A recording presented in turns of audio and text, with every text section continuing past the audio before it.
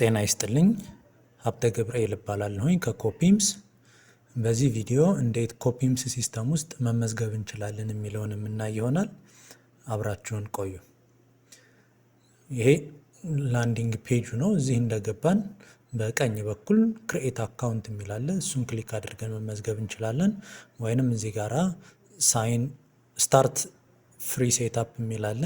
እሱን ክሊክ አድርገን መመዝገብ እንችላለን። አንዱ ጋር ክሊክ አደረኩበት። እዚህ ጋር ዩዘር ኔማችሁን ታስገባላችሁ። ለምሳሌ እኔ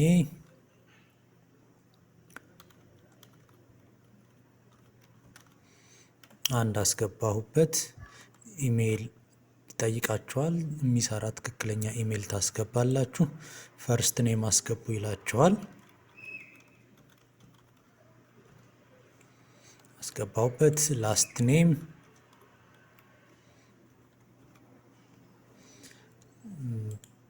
ከዛ በርዝዳይ ያስገቡ ይላችኋል። እናንተ እዚህ ጋር ማስገባት ይኖርባችኋል። አንድ ጥንቃቄ ማድረግ ያለባችሁ እዚህ ጋራ ይሄ ሲስተም የሚሰራው ከ18 ዓመት በላይ ለሆነና ከ120 ዓመት በታች ለሆነ ሰው ነው። ስለዚህ በዛ ሬንጅ ውስጥ እንዲሆን አድርጋችሁ በርዝዴታችሁን ማስገባት ይኖርባችኋል። እዚህ ጋር ጾታ ትመርጡለታላችሁ። እዚህ ጋር ስልክ ቁጥራችሁን ታስገባላችሁ። ስልክ ቁጥር ስታስገቡ 09 ብላችሁ መጀመር ትችላላችሁ፣ ወይንም +251 ብላችሁ መጀመር ትችላላችሁ። በሁለቱም ብትጠቀሙ ችግር የለውም። ሲስተሙ ራሱ ወደ ኢንተርናሽናል የሆነ ፎን ነምበር ፎርማት ስለሚቀይረው በተመቻችሁ ማስገባት ትችላላችሁ። እኔ ለምሳሌ አንድ ላስገባለን።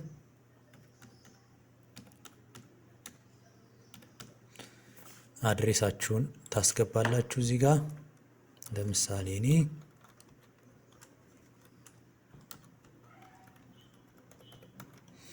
አስገባሁለት። ከዛ ፓስዋርድ አስገቡ ይላችኋል። ፓስዋርድ አስገቡለት።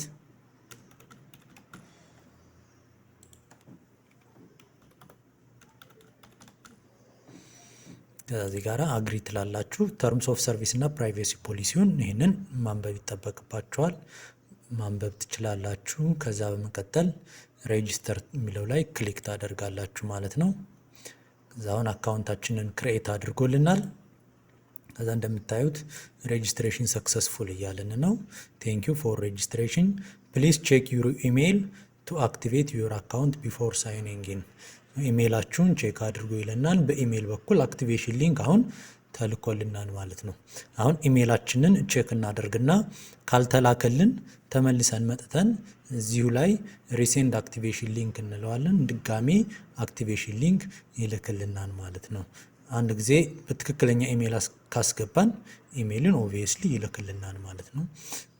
ትክክለኛ ኢሜይላችንን ማስገባታችንን እርግጠኛ እንሆን። እንደዛ ካደረግን በስርዓት ሲስተሙ አክቲቬሽን ሊንክ ይልክልናል ማለት ነው።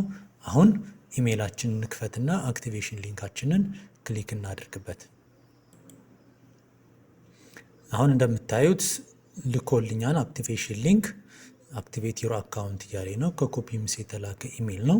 እሱ ጋር ክሊክ ሳደርግበት ሄሎ ሀብተ ገብርኤል ቴንክ ዩ ፎር ሬጂስተሪንግ ዊዝ ኮፒምስ ፕሊዝ ኮንፊርም ዩር ኢሜይል አድሬስ ቱ አክቲቬት ዩር አካውንት ኤንድ ኮምፕሊት ሴትአፕ ይለኛል ማለት ነው።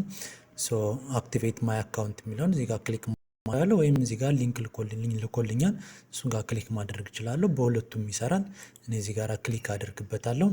እንደምታዩት አሁን ዩር አካውንት ሃዝ ቢን አክቲቬትድ ሰክሰስፉሊ ዩ አር ናው ሎግድ ኢን ይለኛል። አሁን ሎጊን አድርገሃል ይለኛል ማለት ነው። በዚህ መልኩ አካውንት ክሬት ማድረግ እንችላለን።